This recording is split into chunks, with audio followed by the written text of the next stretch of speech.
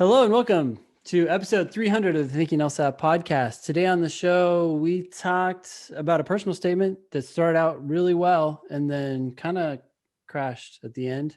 Really well, though. Like one of the best personal Really, statements really we've ever well. read. Yeah, it was good. So thank you for sure. Thank you to Jake for sharing. It was really great. And he had us sold until the last paragraph. And then the last paragraph just totally sucked and needed to be cut entirely. But it was great up until then. Yeah, we had a pearls versus turds about writing addendums for for score increases. Yep. And then we did a logical reasoning question. We did. That was it. A and question. We reminisced about the days of in-person dingy LSAT classes. It's episode 300. I think we're allowed to do a little bit of reminiscing. A lot has changed over the past year, and even more than that has changed in the course of 300 episodes of Thinking LSAT. So yeah, we did go into the Wayback Machine a little bit with stories from our old classroom classes, which was fun. Yeah, this will air on Monday, May 31st. The June LSAT is just around the corner on June 12th, starting June 12th. Friday, July 2nd. So 2 days before Independence Day is the August LSAT registration deadline for that test, which will start August 14th. If you have not heard about Nathan's, June, I guess, even at this point still, June and August LSAT study groups, they meet on Thursdays at 4 p.m. It's definitely going to be the August study group by this point, I think. Oh, wait, sorry. No, the test is on June 12th. Oh, yeah. I updated that prematurely. My bad. No worries. Sorry, but my the bad. August I interrupted you too. That's okay. I made a mistake and I cut you off. Yeah. Not a problem at all. So Nathan has a June LSAT study group going right now. It's on Thursdays at 4 p.m. Pacific, 7 p.m. Eastern. All you have to join that study group is a Demon-free account. So it costs just as much as this podcast, which is nothing. You should be going to that. It's what, an hour or 2 hours? Yeah, it's an hour, and it's mostly just Q&A, but everybody's on the same path. Like the one that we're going to do today is going to be a lot about the go no go decision on whether they should take the June test. I haven't been allowing people to ask that question in the study group up until today, because you didn't have to make that decision until let's see, 2 days from now. So it is the day to make the decision whether you're going to actually take that June LSAT or reschedule it for free to August or October. And so I'm sure we're going to have an hour worth of that discussion today. And so far, that community, really, it's a community of people who are, studying for the next upcoming LSAT. And it has led to extremely productive discussions. Once the June LSAT comes and goes, I'll start a new one for the August LSAT, and it'll be free, and just sign up with a Demon-free account. Yeah, if you're studying for the LSAT and you listen to the show, I do not know why you would not join that unless you just absolutely cannot meet at that time. It's like having a study buddy who knows everything about the LSAT. Yeah, and it's fun. I mean, I think the class has a lot to offer. As always, they help each other out in the chat and stuff, and it's awesome. So hope everybody will come say hi. All right, let's jump in. Okay, so we have a personal statement from Jake. I'll read this email. We haven't done a personal statement in a while. Yeah, it's been a while, and it's getting to be that time of year where everybody's thinking about wanting to get their applications in September. And so I figured we'd do one.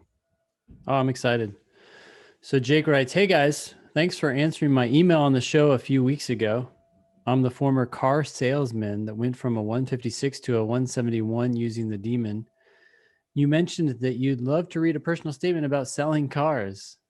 Here is my first attempt. I'd love to have you read it, even though I know it will be throat punched so hard I will feel in real time." Yeah, No problem. At least you know what you're getting into. You want to read this one? Sure. And this is from Jake. Also, Yeah. you can please email the show, help@thinkinglsat.com. We get more, frankly, we get far more personal statement requests than we possibly have time for on the show. But questions, comments, Jake, he had originally written us asking for advice a few episodes ago. We gave him all that advice, and one of the things we said was, shit, yeah, absolutely, write your personal statement about selling cars. I'd love to hear that. Yeah. And he gave it back to us, so thank you, Jake. All right, here we go, into the wood chipper for Jake. Yep. I sold cars for 6 years. Every day was different, but my goals were always the same: find a customer on the lot, get them to fall in love with a car, convince them to go for a test drive, commit them to buy, negotiate a deal, prepare the paperwork, and send them home excited about their purchase. In most cases, the process would begin with a customer telling me they were, quote, just looking. Over time, I realized just looking really meant I don't trust you, and I want you to know that right away. I loved the challenge of sales. People are defensive with salesmen, so finding ways to build trust and sell a car is a lot like solving a puzzle. Over time, I was able to master this process and become the top salesman at the Subaru dealership that I worked for. And that's the end of the first paragraph. What do you think? I think it's great. There are little things I'd tweak, but the first sentence, I sold cars for 6 years. It's short. It's about Jake. It says something that Jake did. So it's really easy to get into the scene, I guess you could say, and start to know who Jake is. And that's what a personal statement is supposed to do in less than 2 pages, right? Or not very much space on the page. And Jake is diving right in. I also like that because Jake is talking about car sales, which is something that a lot of people probably have negative feelings about. Yet he's giving us this angle of like, this is all the stuff I did, and this is the science or the puzzle behind it. And it just makes it seem more of an interesting thing than I might initially think when I first hear the idea of car sales. Yeah, and I think Jake originally had shied away from using car sales as his topic for his personal statement. Yeah. Because, oh, well, it's just car sales, and people think that car sales is like sleazy maybe, or they think that it's, they think it's like shady. And well, do you know what else people think are sleazy and shady? Like Funny. there's 2 professions in the world that people use as an example when they need to pull a joke about a sleazy profession. It's always car sales and lawyers. Yeah. They're very similar. They're like, I don't know. I really think everybody should watch Better Call Saul. God damn it, is that a great show?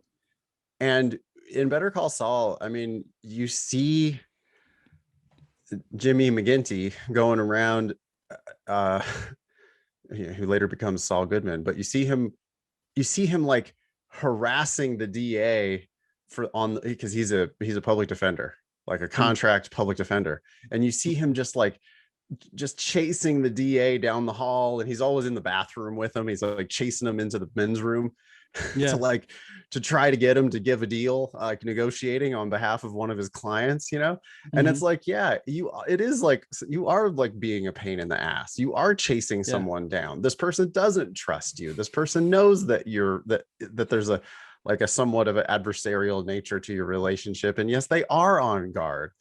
But there's a science, as Ben said, there's a science to like breaking that down. And yeah, I don't know. I like this quite a lot. It's personal. I is the subject of many of these sentences. Why would he run away from 6 years worth of selling cars? Instead, it's just like right there in the very first sentence. Yeah. And especially because he was successful with it, right? He's able to Oh say, yeah. I got good at it. I became the top salesman at my dealership. Yeah. Yeah, no, it's there's a lot more here than I would expect. Uh, and I'm excited to read it. I would just tell you quick, Jake, you got to put your periods inside of Yep. quotation marks. You're pulling a British style format here as you apply to an American law school. Um, also, that second sentence, I'm on the fence as to whether it was too long. It was a long, long list. I had to catch my breath halfway through it. Yeah. I do like that he's covering all these things. Like, hey, look, there's more to car sales than just, milling around a lot trying to Well, talk to people. nothing wrong with breaking that into two sentences, right? Yeah. And the Somehow. intro to that sentence, every day was different, Yeah. might not need that. Might not be that. Yeah. My goals were always the same. Colon, Yeah. uh, could have been a period. Then the next sentence you could break it into two. I'm okay with the colon because it feels like an end to me. It feels Okay. like a period. But that list, like, yeah, you had to catch your breath. It just was like, whoa, Yeah. seeing what is this? 1, 2, 3, 4, 5, 6, 7 item lists is extraordinarily rare. Most lists are Yeah. 3. Yeah. When he said, how did you feel about it, Ben? When he said, I loved the challenge of sales, I was like, well, we generally don't talk about feelings, right? Like we don't, as a rule, we don't really want to know what you think or what you feel or what you want. We want to know what you do, what you did, who you are, like facts. Yeah. But it kind of fits, right? And it's Well, it like, introduces the next sentence. It's short. I actually didn't even think twice about it until now good. you mentioned it. Me Yeah. too. Yeah, on the one hand, I wanted to attack it, but on the other hand, I was like, yeah, but like a little bit of seasoning, it works. And I also think that, what's awesome here, and I bet he'll do the opposite of this later, but what's awesome is that he's not forcing the conclusion that the reader already is drawing, right? Mhm. The reader at a law school is like, oh shit, car salesman, successful car salesman, we can Mhm. make a lawyer out of that, Mhm. right? Like they're drawing that inference already, Yeah. and he's not. My car sales skills will successfully position me to be an attorney. Yeah. It's like, yeah, Yeah. okay, please let them draw that inference, because it's going to be so much more powerful if they draw it than if you draw it. Seriously. It just Um, yeah, it's over the top. Your seasoning analogy, I wanted to talk about that for a half yeah, second. I think that's a good analogy because basically what people are doing when all they do is tell you what they loved, what they feel, what they're passionate about, is they're giving you like a plate of seasoning yeah, without any steak, right? yeah, it's Like a you need fucking salt steak, sandwich. Yeah, it's yeah, just with a little or just salt, right? They're like, here's my salt. You're like, okay. yeah, Can you actually cook a meal? So yeah, yeah. yeah. No, I so far, I mean, man, if I had a whole stack of these things, this one's different. This one, I'd be like, oh, I'm gonna settle in for this one. I can just imagine myself sitting there at my desk being like, oh, cool, like this guy. I mean, in my mind, I've already admitted him. Yeah, yeah, I agree. It's so funny is we were just reviewing someone's thing the other day. I can't remember now, but man, sometimes within the first sentence or two, you're already like, oh my God, your eyes are rolling. Yeah, And it doesn't yeah, matter if they recover later. You're so biased against them. You're almost like looking for the negative. yeah, Where which here, this could have started. happened. It Yeah, could have happened with this if he would have yeah. done that thing that I'm talking about. If he would have been like really heavy handed with that conclusion, right? If he would have made Hmm. bold claims about his Hmm. promise as an attorney, I would have been like, easy, dude, calm down. I'm going to be the judge of that. But Yeah. since he didn't make that conclusion, now I'm already like showing him the front door, before. Now I'm sure he's going to get to that stuff, and we're going to have to say cut that. But Yeah. I think this is a wonderful start. Let me point out one more phrase here. It was at the very end Sure. of the first paragraph. He said, I was able to master this process and become the top salesman at the Subaru dealership that I worked for. That's unnecessary. Well, he could have said at my Subaru dealership. Absolutely. Right. Yeah. Yeah. Okay. Anyway, that's a pretty strong first paragraph. I really like that the sentences are short. And although it's a nice mix, right? There's a whole bunch of short sentences, and then there's that one really long list. Yeah. But I don't know, it just kind of works. Yeah. All right, second. Ooh, I like this. Just glancing at it, right? We see a second paragraph that's really short now. We have 2 sentences in this second paragraph. Mm-hmm. I was eventually promoted to internet sales manager at the dealership, which you don't need at the dealership because we're already at the dealership. Yeah. So I was eventually promoted to internet sales manager, which meant I was responsible for capturing leads from the internet and converting them into sales.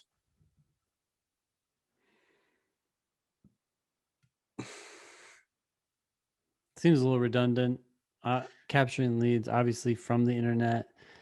I also don't love these kinds of sentences where people talk about what they were responsible for when you could just say what you did. You could start this by, instead of saying, I was eventually promoted, again, there's the promotion story for some people, Yeah. reason people like that.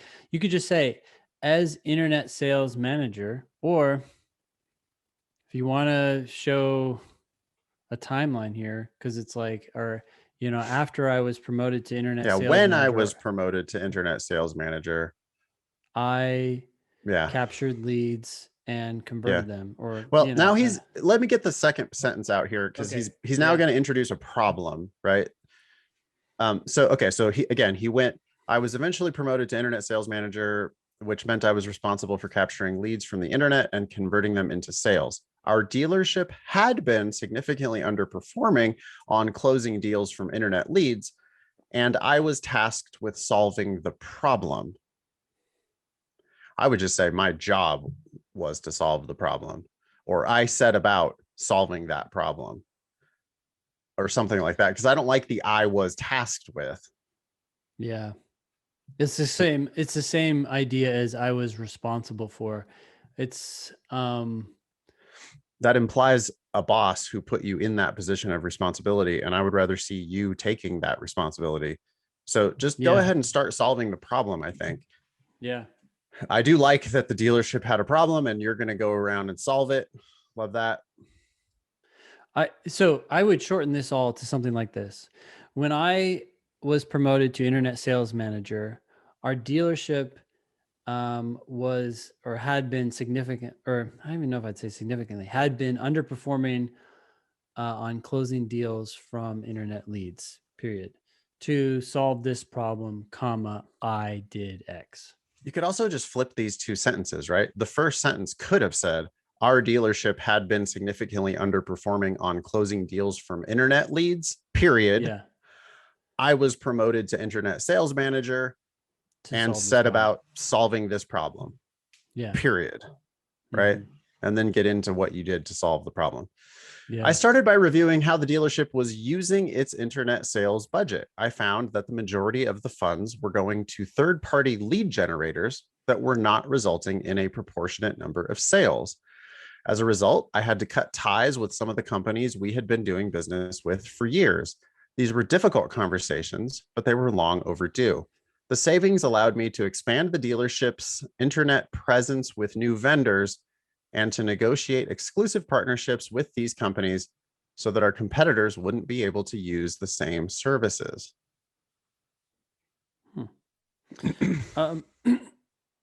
Okay, content wise, I like this. One thing I would say is I keep like stumbling over small Sure. like grammar and stylistic mistakes. So I think everyone, including Jake, should run their personal statement through Grammarly. I mean, it's free and they're going to help you catch a lot of these like easy things. Mm-hmm. So Yeah, like a missing apostrophe on dealerships internet Yeah, presence. a missing hyphen between third party. Um, I That little also just stuff. don't love the phrasing, right? In a proportionate number of sales. That sounds very LSAT-y. Yeah, uh, I don't yeah. know. Overall, theme wise, I really like it. The idea that, I mean, yeah, hard conversations. That's definitely something that lawyers do. Mm-hmm. And you had to just kind of bite the bullet, go in and fire all these people. But it seems like you did it thoughtfully, respectfully, like you're acknowledging that your company had done business with them for years, and it was a difficult conversation, but you did it anyway. It's like that sort of, yeah, I am ruthless, like I'm serious, I'm hardcore, but I'm not like a dick about it. I like all that. I do like it. And I would say, Jake, as soon as I start jumping over your or going after your style or your grammar, that's precisely because the content was good to go. Because we have Yeah. to solve the content problem first. But once the content is there, the next question is how do you present it as seamlessly as possible? And these style things also aren't nearly as, they're not like so glaring that we can't even read it, right? It's not like No, no, no. the I really like I feel like Jake either worked on this really hard or just has a kind of a pretty A strong natural writing style. It's conversational, it just flows, it just comes. I feel like Jake's just kind of talking to us about it, yeah. which is And exactly really what I want. what I'm trying to do is take your paper stylistically from an A minus to like an Right. A plus, right? Like Right. some of these phrases, by the way, and just for anyone, it says, I found that the majority of the funds, the phrase the majority of can almost always be cut and just replaced with one word, most. Yeah. And there's things like that where you can just polish it and tighten it, and that gives you more space for other Yeah. things. I Anyway, love that this thing is short. It's only like a yeah, page and a half, and that is yeah, totally acceptable for me. Again, I'm sitting in absolutely. my office with my feet up on the desk reading this personal statement, and it's like the only one that is an actual interesting story that I've read all day.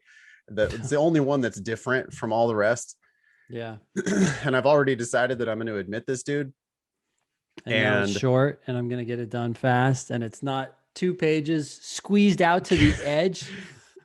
just keep it tight and get out of there. You've Yep. already sold me, and you're a car salesman, and I'm sure, understand better than anybody else that when they're already buying, shut up. Right? Shut Like up. That's right. You stop talking. that's it. There are 2 paragraphs left, which is great. They're both kind of long, which is not so great. And it's like, this is where we'll see if Jake is going to lose the sale or not, because he's already got it for sure. Yeah. Yep. All right. I then identified a problem with how our salesmen were following up with internet customers. Salesmen are trained to focus on activities that will help them sell cars quickly.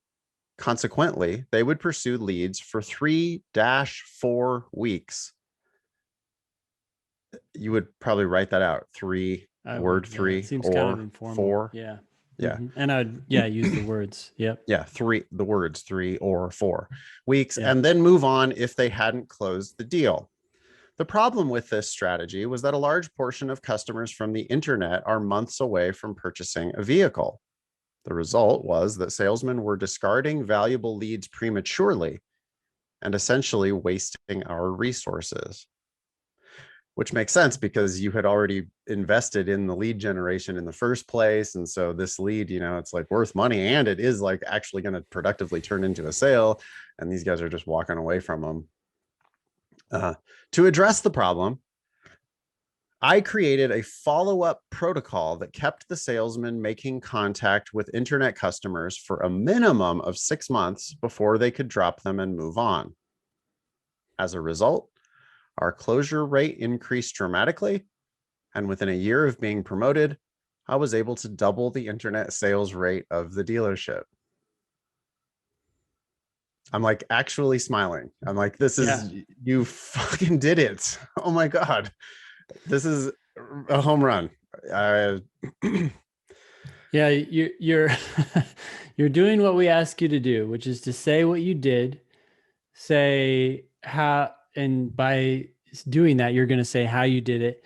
And then instead of saying I was great, you just tell us the facts, Yeah. which scream you were great so much louder and clearer than I was successful or whatever. Yeah. And I also love that it's like, there's a problem, right? And then in the back of my mind, I'm like, I really want a solution to the problem. Yep. And then it's just like right there in the same paragraph, it's just delivered like, boom, yep, solved that problem, doubled our sales on that one. And and just like, and my mind, it's like I'm satisfied. It's like there was like you created a little itch, then you scratched the itch, and it feels good. And I'm like, oh yeah, this dude is in. Yeah. Becoming the internet sales manager put me in a position to review and negotiate contracts with vendors. I loved that aspect of my job, semicolon. It was intellectually stimulating, but it was only a minor part of what I would do on a daily basis. I don't love that second sentence. Yeah, this is the weakest part we've read so far. Surprise, surprise. The sentence with a semicolon in it is your worst sentence. Semicolon privileges have been revoked. They were revoked 3 years ago from everyone. This is episode 300, and you don't get semicolon privileges back on episode 300 of the Thinking LSAT podcast. You're telling here, it's like, it's again with, I liked it earlier when you said you loved the challenge of sales. Yeah, I but feel now like you're this telling is me you loved where another thing. It's like, all right, it's too salty. yeah, it's starting to get too salty. It's a good analogy. But I also think what he's trying to do here, and it's starting to seep out. It's starting like your sales tactics, once they're exposed, lose their power. To me, it seems obvious that you're trying to show, look, I loved reviewing and negotiating contracts just like lawyers do. And it's like, okay, now Yeah, I you're can trying too see. hard. I'm reading ahead where this is going now, and it's like, this is, boy, this statement would be so much better if you just cut this entire final paragraph. So here's where Jake, he's already won. He's already got the sale. Yeah. I'm now he's buying, not man. shutting up. I'm buying. I'm like, where do I sign?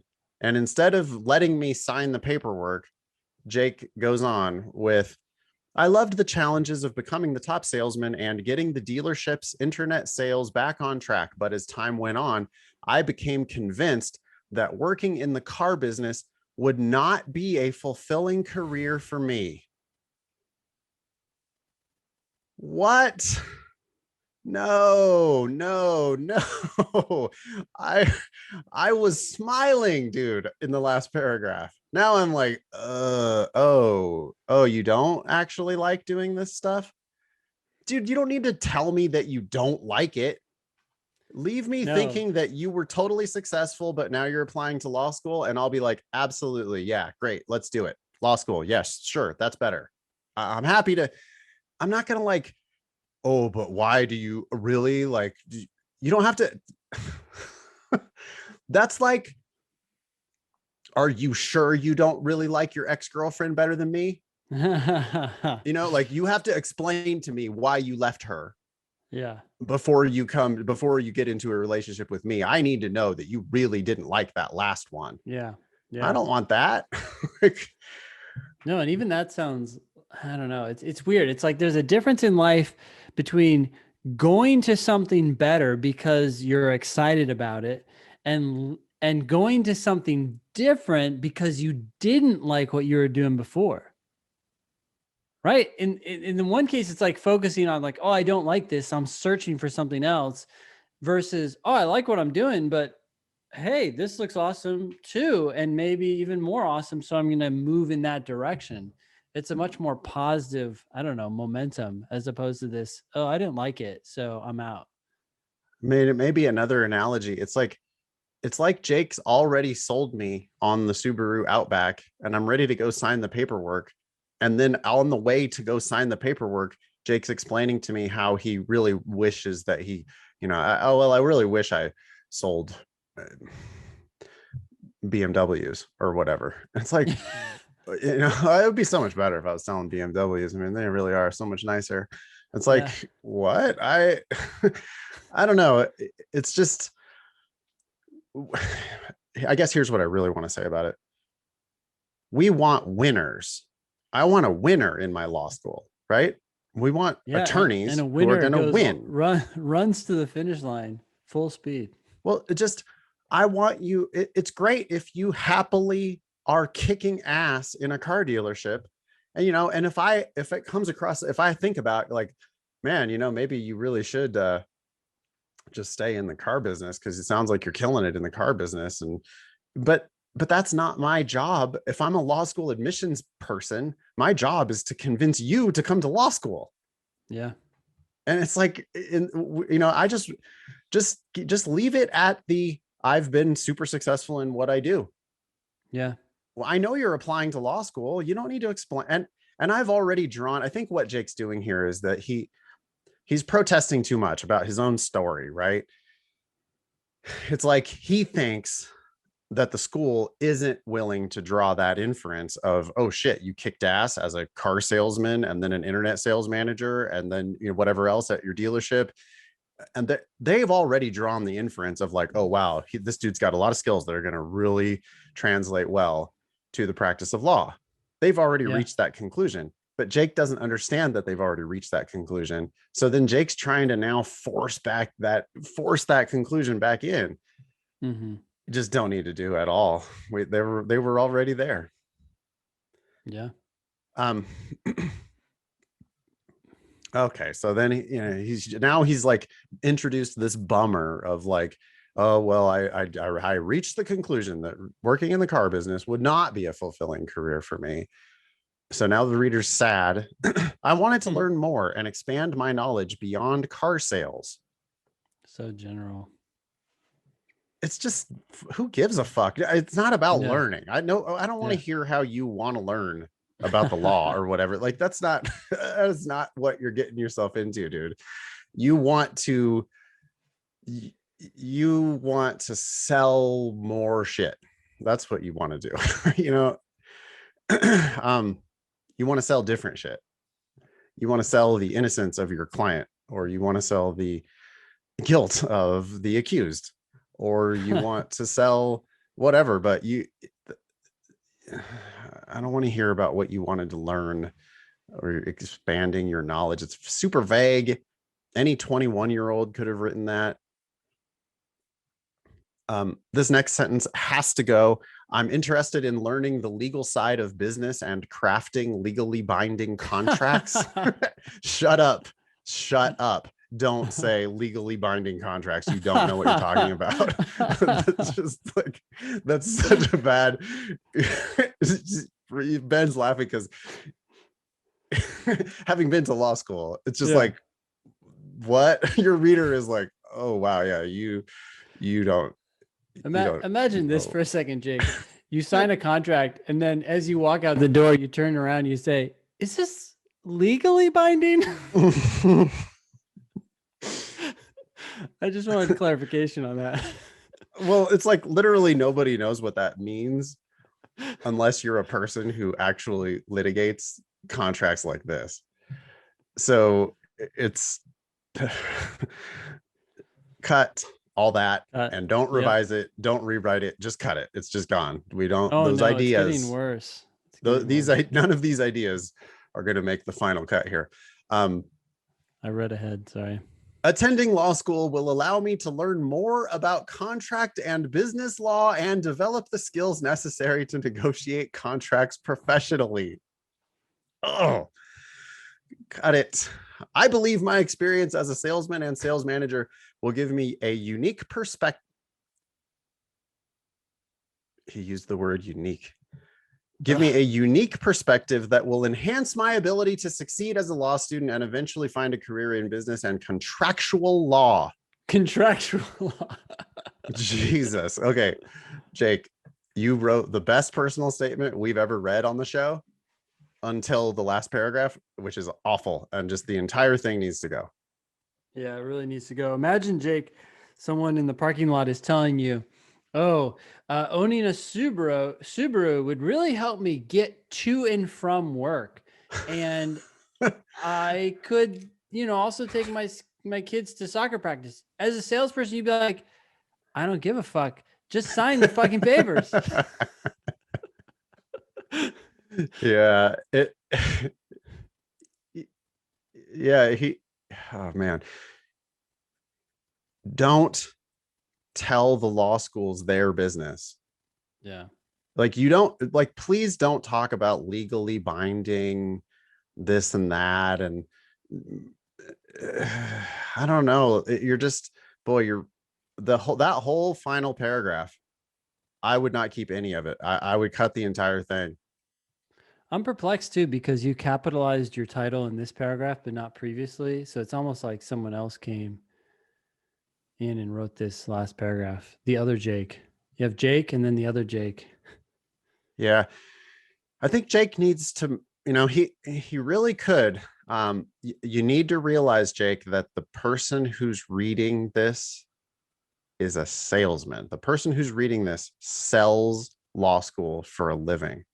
Yeah. And yes, it's true that they need to have a certain qualified applicant, but your LSAT score it either is or is not going to qualify you for this school.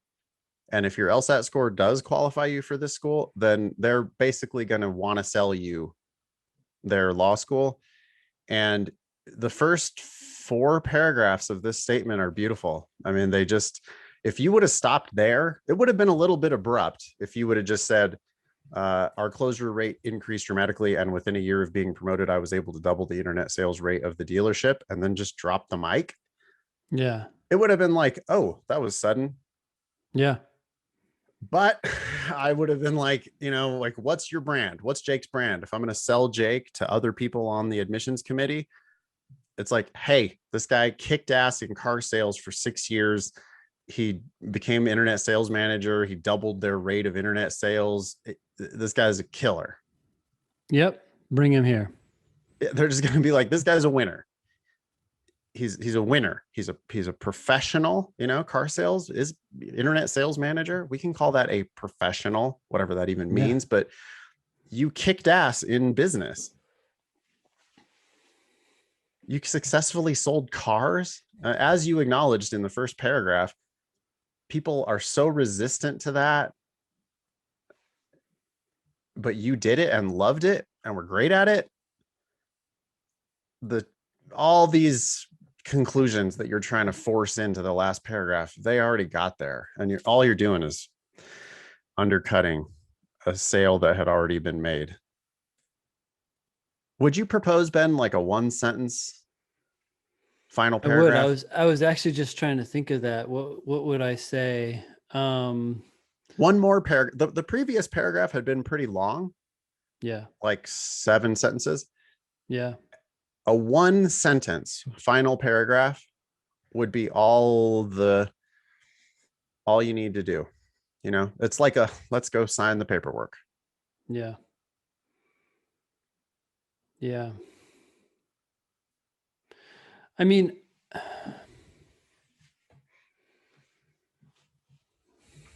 I don't know what to say. I'd have to think about it, but something, I mean, even though it's a little empty, it would still be light years ahead of this last paragraph to just say something, I look forward to pursuing law school in the next phase of my career or something like that. Like it would end it, and at least it would be over and it wouldn't be abrupt. But what if you just lean on the sales thing? Like he's got to shut up about the contractual law and the crafting legally bind. Just don't say any of that, dude. Yeah. What you need to do is you need to make the tie between sales and law. That's the really important part. But don't try to pretend that you're going to be some brilliant master of drafting contracts. Yeah. You got to lean on the sales part. Even if that's not what you really want to do with your legal career, I think you need to position yourself as a litigator, or like a deal closer. Yeah. Which, by the way, I think that there are far more litigators and deal closers than there are people who craft legally binding contracts. Isn't that mostly boilerplate anyway? Yeah. So what about something that's just like, maybe you could say, like, to me, the the ties between sales and law, I'm looking for a way to just kind of like acknowledge that you understand, that they understand, that there's a connection there. I hope that my skills as a salesman and sales manager will serve me well in law. Okay. I would replace the word skills with experience, maybe. Okay. Just because something about saying skills seems a little Yeah, you could say forced. background. I hope that my Yeah. background as a salesman and sales manager will serve me well in law. Period. Drop the mic. You're out of there. Because what we really wanted is to just end it at that last paragraph. Yeah. Maybe I'd replace the word hope with like, You I could look just state it as a forward. fact. What about just as a fact? My background as a salesman and sales manager will serve me well in law. That's a fucking fact, by the way. That's true. It The is reader's true. not going to argue with that. My Yeah. background as a salesman and sales manager will serve me well in law. Period.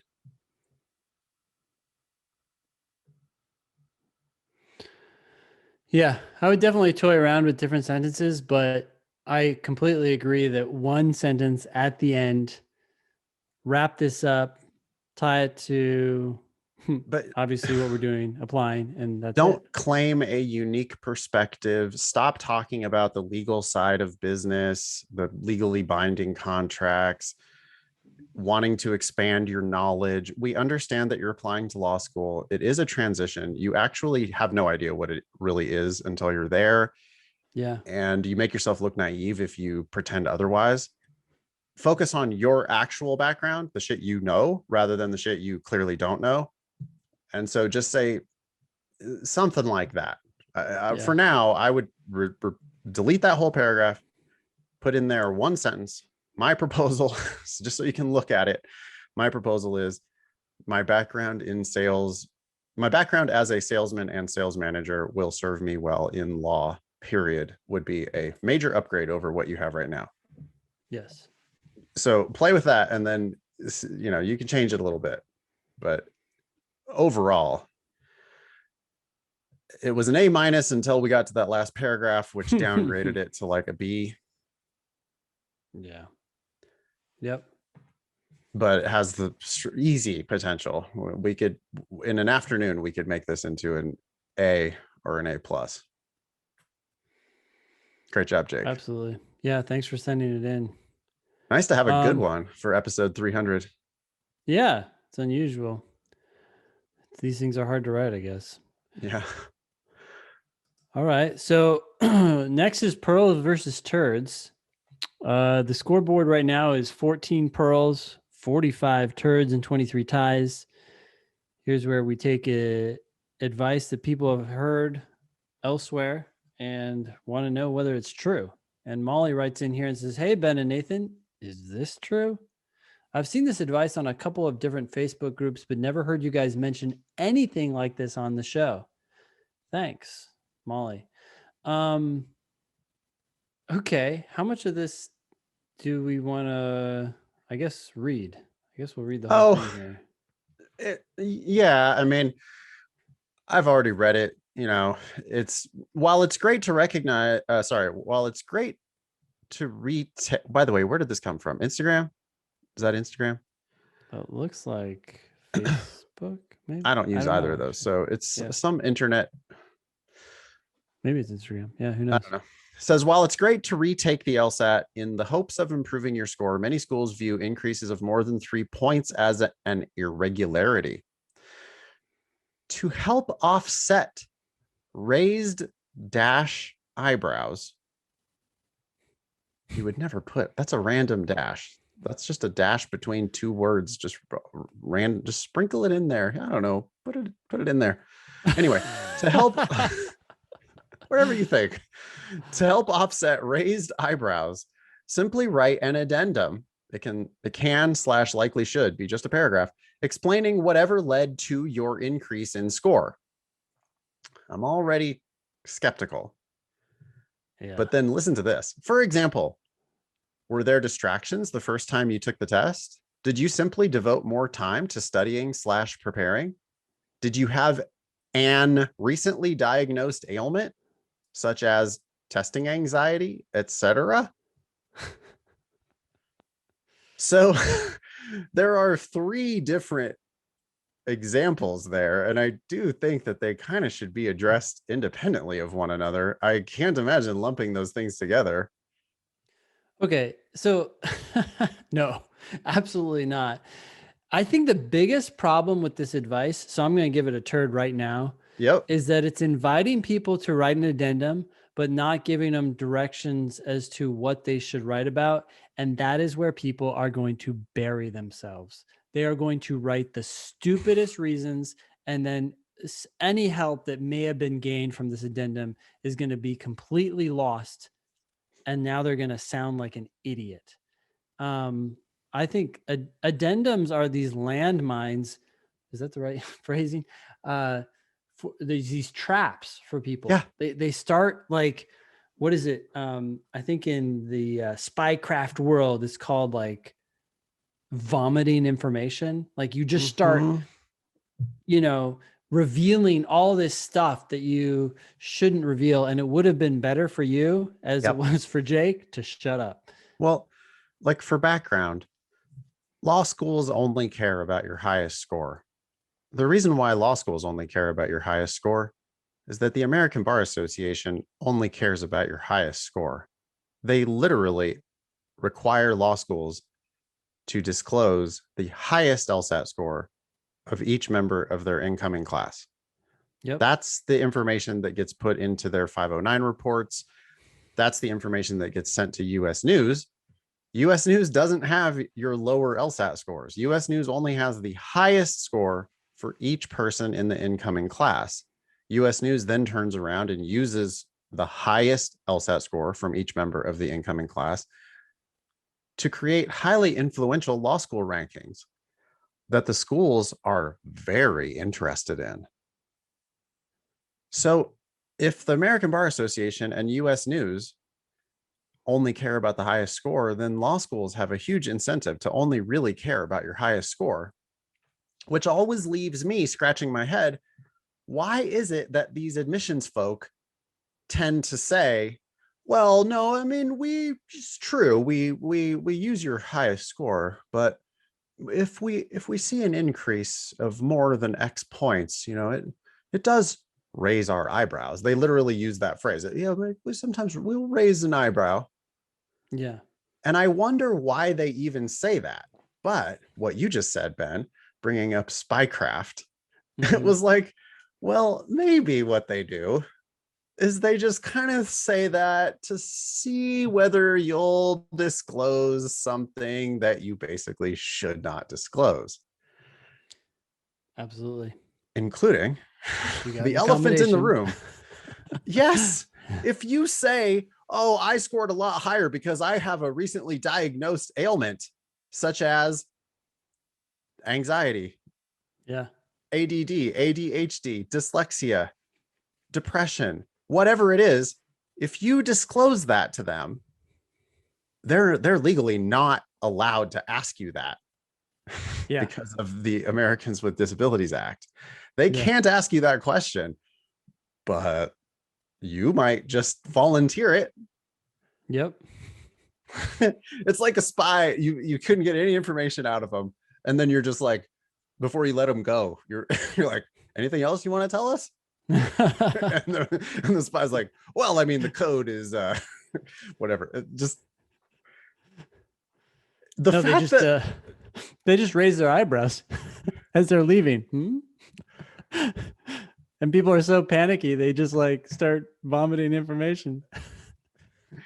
this is garbage. This is a turd. This is a double turd. I wish I could give it 2 turds, but we already updated the scoreboard. If you please do not disclose that to them, because then they'll immediately go, oh yeah, see, they had a 150 and then they had a 150 and then they had a 160, but see what they said here in this addendum, that they have a recently diagnosed ailment such as testing anxiety. And then they'll go, what that means is they got accommodations for the last time they took the test.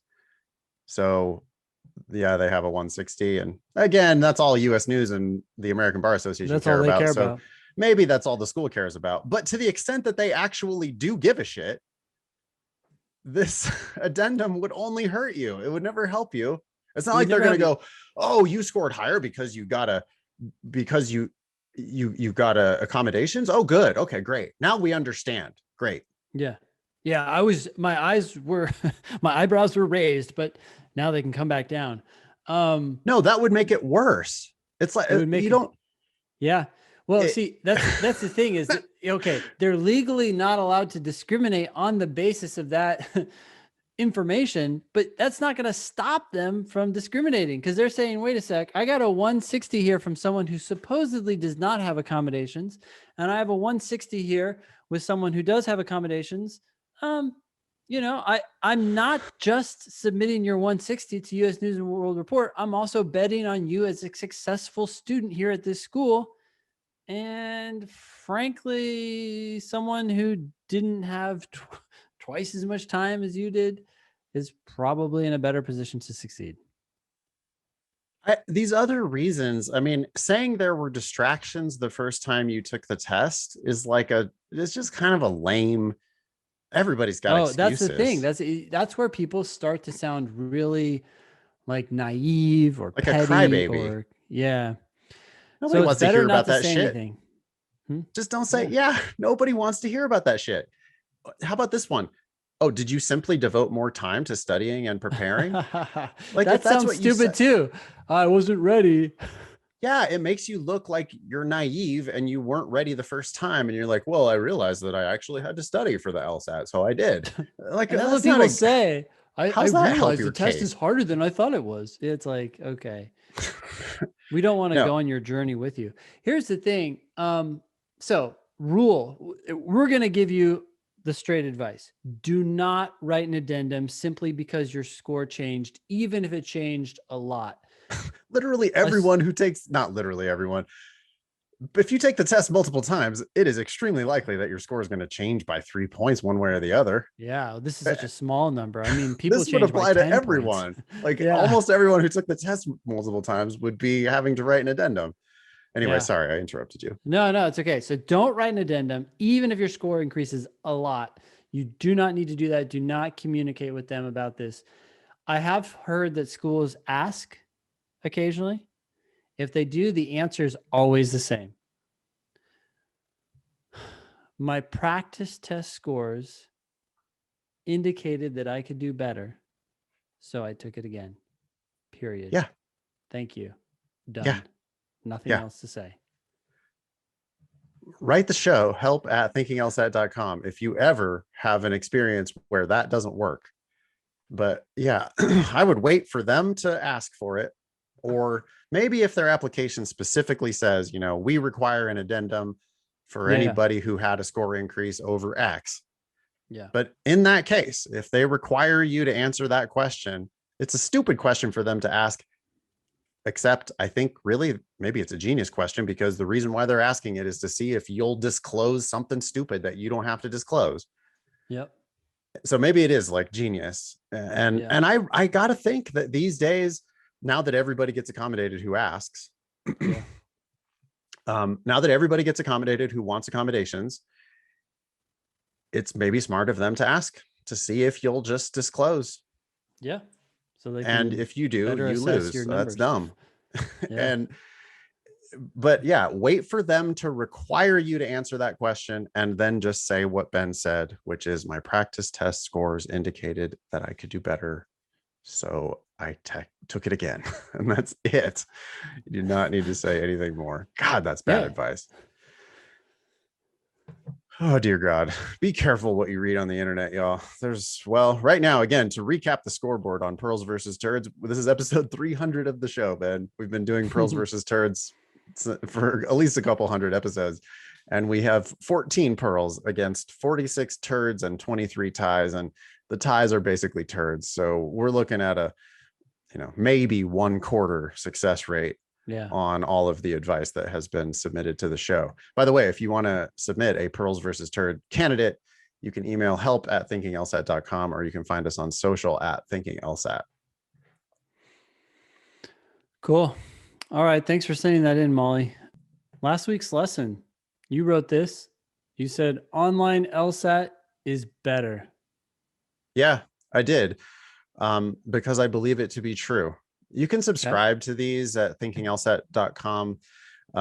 If you want to get a weekly email from me with tips and stuff. This week was kind of a shift. I shifted gears a little bit because I was just thinking about like, hey, COVID is not over, but kind of over. Everybody who's wants to be vaccinated is vaccinated, and the world is clearly opening back up. And if we wanted to, we could start teaching live in-person LSAT classes again. But I don't know, Ben, maybe you've changed your mind about this, but do you think you're going to start commuting to downtown DC again to teach live LSAT classes? Nope. Absolutely not. I did skim some of your email, or maybe I read the whole thing. But there were some points that stuck out to me precisely because I couldn't agree more. You were talking about the inconvenience of commuting to class. Once you're there in class, you're kind of waiting for, this whole thing to happen. And then it's a 3-hour ordeal because it doesn't make sense to only meet for an hour, but you can do that online, right? I didn't even put that in my column. I didn't even think about that, but yeah, you can drop in and out for a 1-hour LSAT class with very little switching costs, right? I mean, you're literally in a work meeting, and then you just like tab over to LSAT class. Absolutely. In 1 second, you're in LSAT class now, and you're there for an hour, and then you're gone. Well, let me expand on this for a second. As a business owner of an in-person class for over a decade, right? Yeah. The class that I taught was an attempt to teach people the LSAT as best I could under the constraints that are completely unrelated to the learning and success of the student. Now, you might say that sounds devilish or something, but it's the reality of the situation. I'm sitting here trying to figure out how can I teach someone, and yet I have to reserve a room. We all have to gather and meet in that room. It has to be a certain size to accommodate a certain number of people. And I remember that I chose that we would meet once a week because that sort of made the most sense given. Oh, the other thing was I remember the class started at 6:30 because starting it at 6 meant that people wouldn't be able to park outside the building, but after 6 they could start parking there. So I started the class at 6:30 so I could grab people who were, finishing work, but then could also park. When I had the class starting at 6, people would park on the street, wait for the 6 o'clock time to kick in, and then run into class. Right. So then I moved it to 6:30. But my point is that we were trying the best we could to work within the constraints that we had, given the nature of in-person teaching in the middle of Washington, D.C.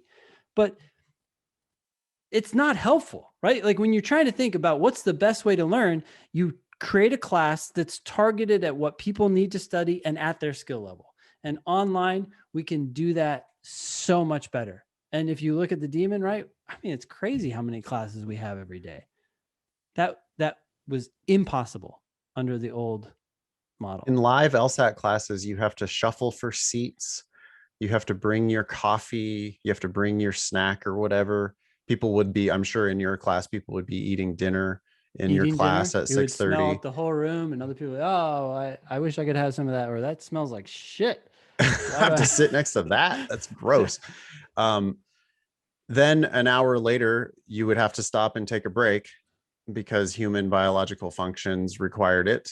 You can't just keep Mm-hmm. going. I mean, you can Yeah. just keep going, and then people have to climb over Get their up and neighbors leave. and Yep. make noise and distraction and whatever. If you do take a break, then everybody's like lined up for the bathrooms, or whatever. It's, you take a 5-minute break, but it takes 15 minutes to get people in and out and resettled. Where's the And bathroom key? I couldn't find it. Someone else has it. so much bullshit like that. Yeah. Explaining where the bathroom is, explaining where the coffee is, explaining, oh, but that Starbucks across the street is the world's slowest Starbucks, so maybe you want to go to the other one around the corner. I mean, Ben and I could each tell just like live teaching stories for forever. Then when you end the class, everybody has to commute all the way damn home. Mm-hmm. Instead of just shutting the Zoom and instantly being home. Yeah. None of these wastes of time occur online. It is vastly more efficient. I mean, like, it's got to be 100% more efficient. At least. Like, there's no way if you taught, and I mean, geez, if you tried to teach a 1 hour LSAT class, there would be 2 hours of commuting for that 1 hour class. Yeah. Um, And substituting teachers, right? Things come up, people got to find someone else to teach for them. Bam. Doesn't matter where you are in the world. I can take that class. I'll teach it. You take care of your shit. I would there are so many things that are better about online. So many. Did you ever use name tags in your classes? There was a time I think that I did. Like those, I It was just a would give them a piece hassle. of paper. They would Yeah. write their name, fold the thing, and put it Yeah. on their seat in front of them so that I Yeah. could, like, it Yeah. would help me to learn everybody's names. Yeah. Yeah. Or the name charts. Did you ever do that? Like where Yep. like first day people are Seating saying their chart, names, I'm pass it writing it around, down. then try to get Yeah. people, hey, can you sit in that same seat next time so that Yeah. I can have a better chance of remembering your name? On Zoom, it's all automatic. Everybody's just labeled. Yeah. It's your first day in class, and I'm able to refer to you by name Yep. because it just says it right there, helpfully in Zoom. Yeah. Yeah. Um, that's nice. Uh, bad seats. Did you ever have people who, like, in my tiny classroom that I taught in San Francisco, which I really loved actually, but there would be like seats in the front corners that Yeah. that had a hard time seeing the It whiteboard. was too much of an angle. Yeah. Yep, bad Exactly. angle, lighting issues. Yep. Um, Squeezing in and out of chairs. Class gets fuller, which is exciting, but then it's like now it's like harder to fit everybody in there. um, the the back row would sometimes, if depending on the shape of the room, the back row would be like way back there. Yeah. I'd be like yelling to reach the people in the back, and I could barely see their faces, and I could tell that they could barely see the whiteboard, and it Yeah. just was real easy for people in the very back row to space out. Plus, people who pick the back row seats are more likely to space out. Um, None of that happens online. Online, everyone's in the front row. Yep. If you make a call, if you unmute yourself and talk to me, your face just jumps onto my screen with your name, and I'm like Yep. looking you in the eyes, Yeah. which I could never do to someone who was in the very back of my class. You can turn up and down my volume so that it fits you perfectly. You can blow Yeah. my face up or down as suits your preferences. Yeah. A kid comes in the room and needs your help immediately. Mute. Help them. Come right back to class. The world is perfectly fine. Yeah. And then the God, I mean, there's a million things. The one thing that one of the many things that I didn't anticipate about teaching online was the Zoom chat feature is just unreal. Like it Oh, yeah. changes Yeah. changes the game as far as live LSAT instruction is concerned. I can't Mm. imagine going back to teaching a live LSAT class without having a chat available. for the class. Yeah. What do you mean they can't help each other? What do you mean they can't silently have this group conversation that I, by the way, dip in and out of, right? Yeah. Like I'm teaching the class, so it's not like I'm reading the chat constantly. But when I say, okay, do this question, and I give you 90 seconds or 2 minutes to work on a question, I can then go look at all the conversations that you've been having in the chat. I can participate there silently in the chat if I want to, or I can, when I come back on the mic, I can say something about the conversation that you've been having in the chat. The students are amazingly helpful to one another, which in the live classroom is a fucking pain in the ass, and it's a distraction and it sucks. There's two girls that I'll never forget because they sat in the front row. They were really good students. They were working really hard, but they would just whisper to each other because they were working on the question. They were helping each other. Yeah. But they were helping each other in a way that I could hear, and it was a distraction when I was trying to talk. Now the whole room is doing that in the chat. By the way, if you hate the chat, you just hide the chat. But if you want to participate in the chat, then you participate in the chat. If you want to have private conversations with each other, you can do that in the chat. If you want to send me a private message, you can do that. Yeah. I had a girl one time, Ben, in one of my classes, hold up a sign from the back of the room. She held up a sign to me. It was private communication to me in the analog world. It said, dude, your fly's down. Dude. I was like, whoops, thank you. But you know, that was helpful. But on Zoom, you can add like a question that you're too embarrassed to ask, a private joke that you want to make. If our classes are big, we tend to have TAs in our classes these days. So now we've got a professional extra teacher tagging along who can answer questions and have private conversations in the background while the class is going on. They can share links to lessons we have, links to recorded classes we have. It's just so much better. If you're thinking about signing up for like whatever local Kaplan class, please don't. That would be a tragic waste of money and tragic waste of time. Well, it's so weird because you're wasting time, as you've mentioned, commuting to and from the class, in the class itself, the class inefficiency within the class. But it's also odd that you don't get as much time, right? Like it's like you're wasting all this time, but then you're also not even just getting that much time because you can only meet once or twice a week in person. And then it's like, okay, that's enough meeting in person that's going to take place. With the Demon, you can meet every day, multiple times a day. Not that you should do that. That's a lot of or like live class, but you could and you can.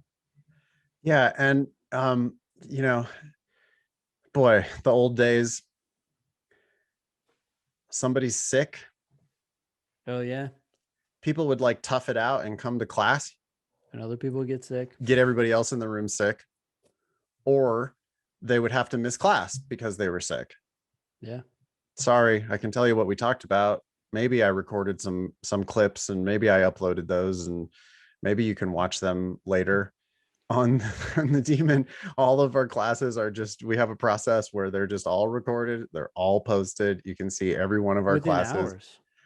If you subscribe now to the Demon, I realized this yesterday, that if you subscribe now to the Demon Live, there's over 1,000 hours worth of recorded past classes that are available. Okay. You can watch all of my classes since the beginning of Demon Live, or all of Ben's classes, or all of any of our awesome teachers. You can choose and you can binge them if you want. Yeah. It's all just there. 24 hours a day. Yeah. I don't know.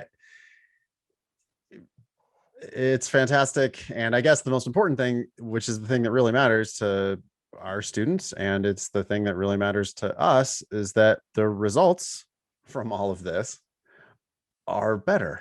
Yeah. Like I used to always say, oh, well, yeah, if you do a 2 or 3 month class, we would expect you to improve by 10 points. Yeah. And I still do say that. But now it's just like, there's so many times, so many people who are like, oh, well, I started at 137 and now I'm trying to stay consistently in the 160s. Yeah. And it's like, whoa, really? That's a Yeah. 20, you're looking at a 25-point improvement and you think you have room for more? Yeah. Yeah. I've Cool. been doing the demon for 2.5 months now. It's like, whoa. Okay. Yeah, it's insane. And anyway, I do think it's wildly better to study for the LSAT online. And yeah, when people call me and, I really was hoping that you're going to bring back your live class in Los Angeles. And I'm like, sorry, that ain't happening. But I will tell you that you could Yeah. take my live class tonight online from your house, from my house to your house, and we could just get to work. Yeah. Oh, how about that? That's the other thing. It's like, well, when does your class start? Oh, well, my next class Yeah. starts in 6.5 weeks. Yep. You can register for it now. You better, because it's filling up. Oh my So gosh. you That's better register for the it's almost class giving me 6 weeks anxiety. in advance. Like, oh, this class is 4 weeks out and this is how full it is. And, we got to get so many more people. And oh my People, gosh. circumstances change, and they've signed up in advance because the classes would fill, right? So the Yeah. class would fill. So which means Yeah. that, well, I need you to sign up and pay Yeah. because the class will fill. And so, Yeah. okay. And I've got limited seats, which I also don't have online, but I've got limited seats. And so I've got to get you to sign up and pay in advance. And then if you change your mind, you're going to get married, you're going to travel the world, somebody in your family gets sick, a million other things happen. Now it's like, oh boy, now I've got to try to like fill your seat with a replacement student. Oh my gosh. Did I I had give you a so many of refund those or not? I want conversations. to, but I'm going to like lose out on that seat. It's not going to be filled. This whole big complicated thing. Now it's a subscription model and you can just like unsubscribe. Like you were Like, subscribed I'm for a done. while. Like, by the way, don't subscribe in advance. Subscribe on the day that you want to start. Do you want to Yeah. start today? Okay, good. Subscribe. And now you've got a 1 month subscription. And if things change, you could just unsubscribe. And it was like you were there, got as much out of it as you could get out of it Yep. during the time. I don't, God damn it. I mean, all right, we don't want to make the whole show about this because we could go on for hours, but Well, I did want to reminisce because I do remember, like, when the business started, it was like trying to get classes full. But then once it got to a point where every class was filling up, it was a new kind of anxiety because it was like I'm turning people away because I can't fit them in the class.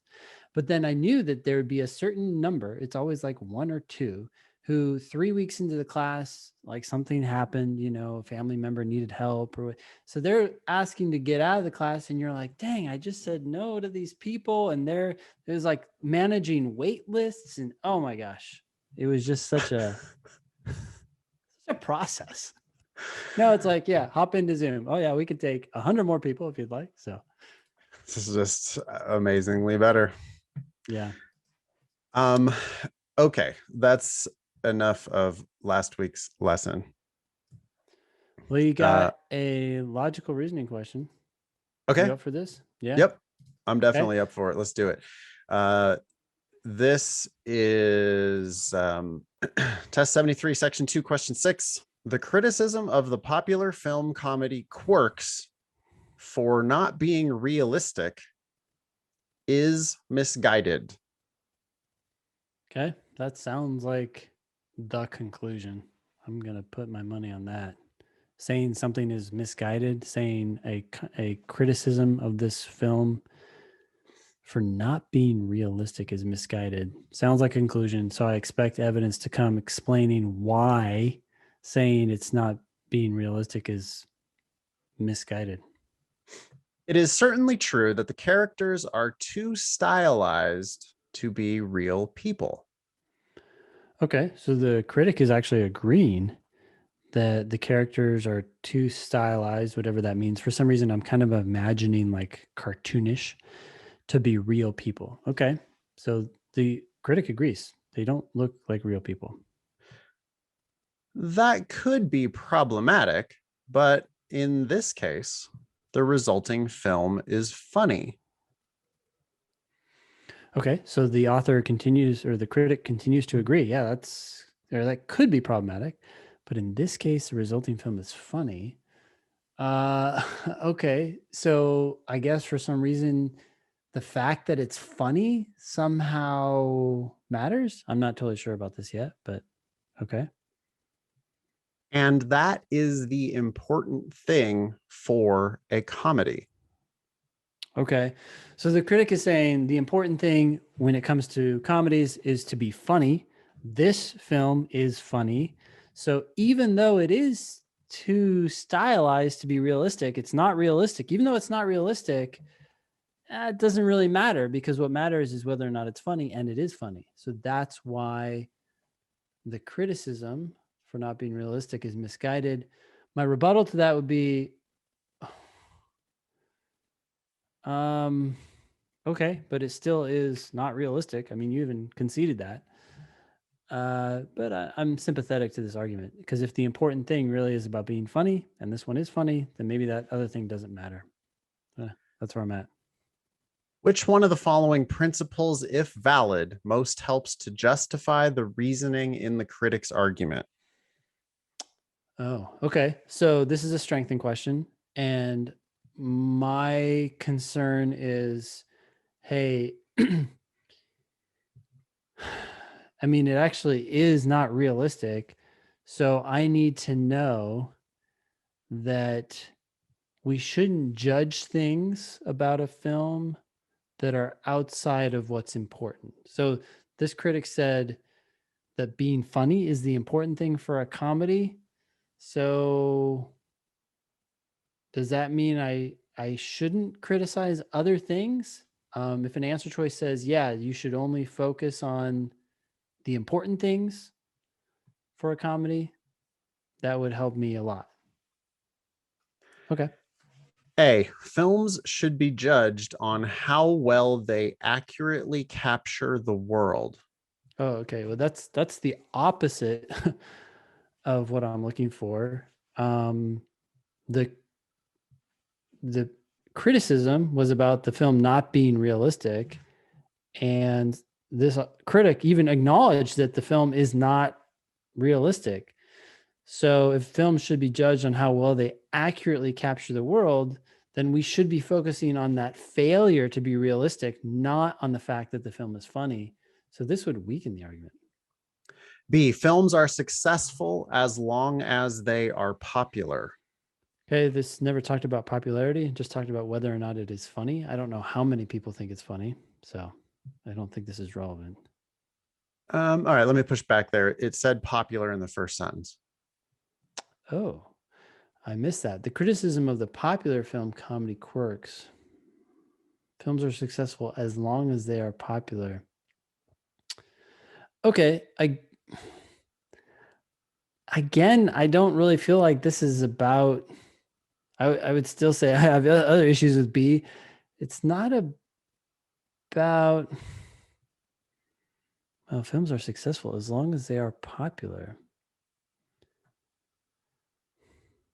I mean, it doesn't really touch on the reasoning. So I guess I'm not sure about this one. C, film Yeah. comedies should find their humor in their stylistic portrayals. Okay, well, that's where they should find their humor, but it doesn't say anything about whether realism matters or not. So I don't think this helps at Okay. all. D, films are successful if they succeed within their genre. Okay. So similar to B, this is talking about films being successful. This if they succeed within their genre, and the genre here is comedy. And it says that the important thing for a comedy is for it to be funny. And this film is funny. So we know it's succeeding. Um, I like this better than B because although they're both talking about the films being successful, this is actually going to the premises that the critic states as fact. So I know this is true.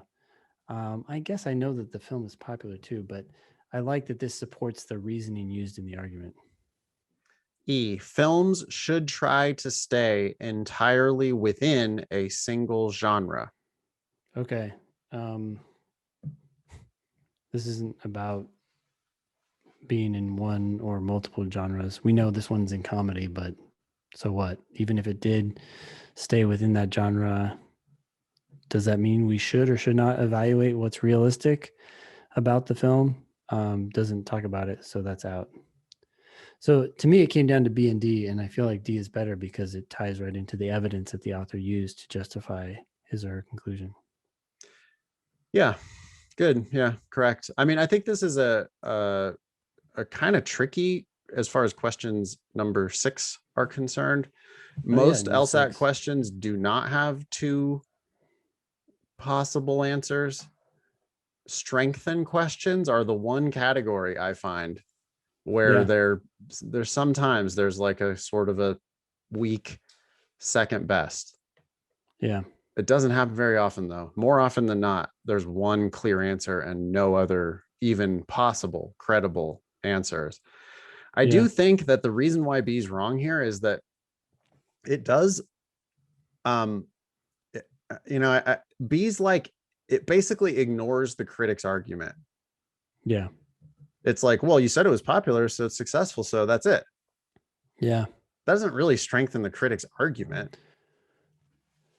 Also, yeah, now that we're talking about this, which one of the following principles, if valid, most helps to justify the reasoning in the critic's argument? That's a, I usually don't distinguish between questions that say which one of the following principles, if valid, most helps to justify the critic's conclusion versus helps to justify the reasoning in the critic's argument. But this one, they did specify the reasoning, which invites us to look at that link between their premise and conclusion even more closely than normal. But I do think that that's the game. It's pretty rare that it's like, well, that's the answer because it strengthens the conclusion. No, sometimes maybe that's the answer, but most of the time you have to actually help the argument that was made, right? Like, because it's always like a reading comprehension test. Yeah. B's like, I almost just wonder if they, sorry, go ahead. Yeah. No, go ahead. I was just saying, I could almost see like a test writer, because they're so precise about all this stuff, unlike LSAC, that maybe they just clarified that in the question to double down, right, on any sort of like pushback that someone they might have. Justify the reasoning in the critic's argument. Yeah. I think that we should default presume that on a strengthen question, we are being asked to strengthen the reasoning in the argument. If it says strengthen the argument, you're probably being asked to strengthen the reasoning in the argument, not just the conclusion.